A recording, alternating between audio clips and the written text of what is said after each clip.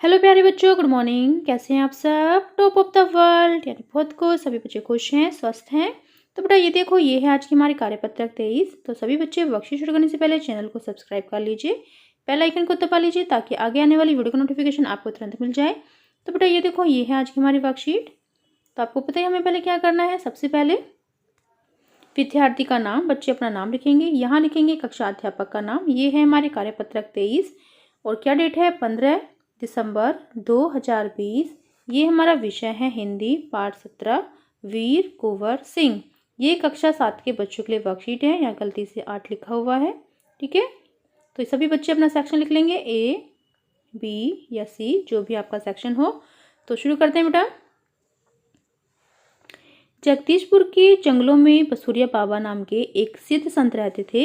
यानी एक जगदीशपुर एक जगह है, यहाँ के जंगलों में बसूरिया बाबा नाम के एक सिद्ध संत रहते थे। उन्होंने ही कुंवर सिंह में देशभक्ति एवं स्वाधीनता की भावना उत्पन्न की थी। यानी जो कुंवर सिंह थे उनमें देशभक्ति की एवं स्वाधीनता की जो भावना थी, जो किसने उत्पन्न की थी? वो थे बसूरिया बाबा। उन्होंने बनारस, मथुरा, कानपुर, लखनऊ आदि स्थानों पर जाकर विद्रोह की सक्रिय योजनाएं बनाई। वे 1845 से 1846 तक काफी सक्रिय रहे और गुप्त ढंग से ब्रिटिश हुकूमत के खिलाफ विद्रोह की योजनाएं बनाते रहे। उन्होंने बिहार के प्रसिद्ध सोनपुर मेले को अपनी गुप्त बैठकों की योजना के लिए चुना। सोनपुर के मेले को एशिया का सबसे बड़ा पशु मेला माना जाता है। यह मेला कार्तिक पूर्णिमा के अवसर पर लगता है। यह हाथियों के क्रय विक्रय के लिए भी विख्यात है। इसी ऐतिहासिक मेले में उन दिनों स्वाधीनता के लिए लोग एकत्र होकर क्रांति के बारे में योजनाएं बनाते थे। 25 जुलाई 1857 को दानापुर की सैनिक टुकड़ी ने विद्रोह कर दिया और सैनिक सोन नदी पार कर आरा की ओर चल पड़े। यानी जब 25 जुलाई 1857 को जो दानापुर की एक सैनिक टुकड़ी थी, उन्होंने विद्रोह कर दिया है और सैनिक सोन नदी पार कर आरा की ओर चल पड़े। कुंवर सिंह ने उनका संपर्क पहले से ही था। यानी जो कुंवर सिंह थे उनका संपर्क उनसे, उस टुकड़ी से पहले से ही था। इस मुक्ति वाहिनी के सभी बागी सैनिकों ने कुंवर सिंह का जयघोष करते हुए आरा पहुंचकर जेल की सलाखें तोड़ दी और कैदियों को आजाद कर दिया। 27 जुलाई 1857 को कुंवर सिंह ने आरा पर विजय प्राप्त की। सिपाहियों ने उन्हें फौजी सलामी दी। यद्यपि कुंवर सिंह बूढ़े हो चले थे, परंतु वह वीर कुंवर सिंह बूढ़ा शूरवीर इस अवस्था में भी युद्ध के लिए तत्पर हो गया और आरा क्रांति का महत्वपूर्ण केंद्र बन गया। दानापुर और आरा की इस लड़ाई की ज्वाला बिहार में सर्वत्र व्याप्त हो गई थी, लेकिन देशी सैनिकों, अनुशासन की कमी, स्थानीय जमींदारों को अंग्रेजों के साथ सहयोग करना एवं आधुनिकतम शस्त्रों की कमी के कारण जगदीशपुर का पतन रोका न जा सका। 13 अगस्त को जगदीशपुर में मंगल पांडे कुंवर सिंह की सेना अंग्रेजों से परास्त हो गई, किंतु इससे वीरवर कुंवर सिंह का आत्मबल नहीं टूटा और वे भावी संग्राम की योजना बनाने में तत्पर हो गए। वे क्रांति के अन्य संचालक नेताओं से मिलकर इस आज़ादी की लड़ाई को आगे बढ़ाना चाहते थे। कुंवर सिंह सासाराम से मिर्जापुर होते हुए रीवा, कालपी, कानपुर एवं लखनऊ तक गए। लखनऊ में शांति नहीं थी, इसलिए बाबू कुंवर सिंह ने आजमगढ़ की ओर प्रस्थान किया। उन्होंने आज़ादी की इस आग को बराबर जलाए रखा। उनकी वीरता की कीर्ति पूरे उत्तर भारत में फैल गई। कुंवर सिंह की इस विजय यात्रा से अंग्रेजों की होश उड़ गए। कई स्थानों के सैनिक एवं राजा कुंवर सिंह की अधीनता में लड़े। उनकी यह आज़ादी की यात्रा आगे बढ़ती रही। लोग शामिल होते गए और उनकी अगुवाई में लड़ते रहे। तो इस प्रकार ग्वालियर, जबलपुर के सैनिकों के सहयोग से सफल सैन्य रणनीति का प्रदर्शन करते हुए वे लखनऊ पहुंचे। फिर नेक्स्ट देखो, आजमगढ़ की ओर जाने का उनका उद्देश्य था इलाहाबाद एवं बनारस पर आक्रमण कर शत्रु को पराजित करना और अंततः जगदीशपुर पर अधिकार करना। अंग्रेजों और कुंवर सिंह की सेना के बीच घमासान युद्ध हुआ। उन्होंने 22 मार्च 1858 को आजमगढ़ पर कब्जा कर लिया। अंग्रेजों ने दोबारा आजमगढ़ पर आक्रमण किया। कुंवर सिंह ने एक बार फिर आजमगढ़ में अंग्रेजों को हराया।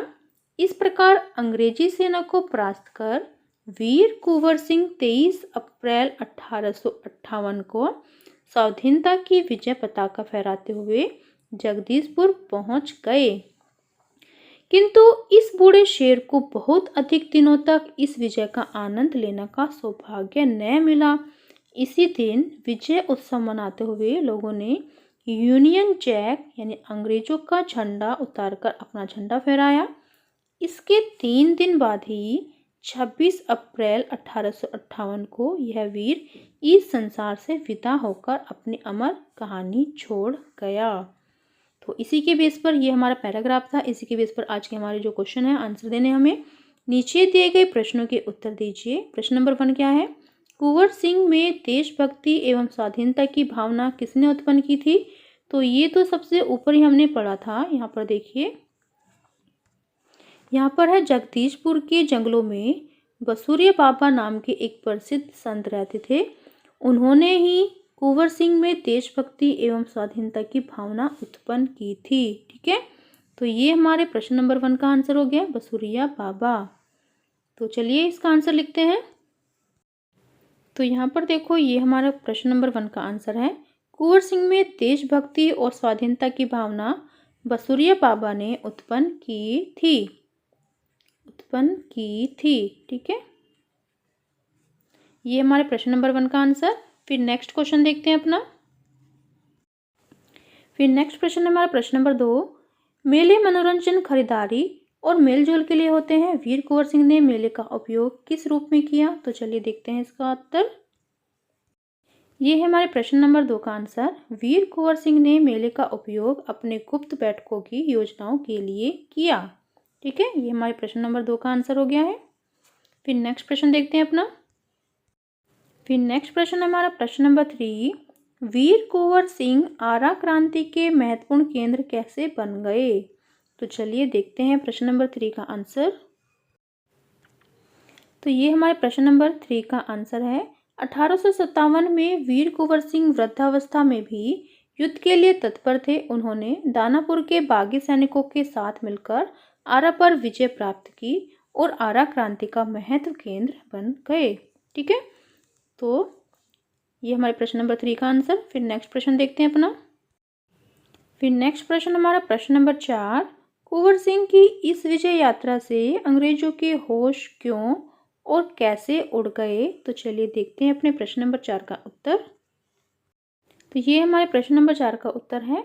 जगदीशपुर में परास्त होने के बाद कुंवर सिंह का आत्मबल नहीं टूटा और उन्होंने भावी संग्राम की योजनाएं बनाते हुए अलग अलग स्थानों पर जाकर आज़ादी की आग को बराबर जलाए रखा।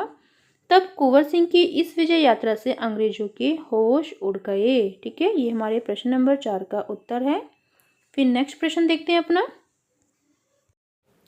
फिर नेक्स्ट प्रश्न देखो, प्रश्न नंबर 5। जिस प्रकार यहाँ सोनपुर के मेले की बात हुई है, उसी प्रकार ऐसे ही किसी प्रसिद्ध बड़े मेले के बारे में अपने आसपास से जानकारी इकट्ठी करके लिखिए। ठीक है, आपको ऐसे ही बड़े प्रसिद्ध मेले के बारे में लिखना है। तो चलिए देखते हैं।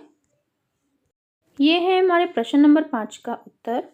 हमारे यहाँ दशहरे के अवसर पर प्रतिवर्ष मेला लगता है, जिसमें विभिन्न प्रकार के ऊंचे ऊंचे झूले होते हैं, जिसमें हम झूलते हैं।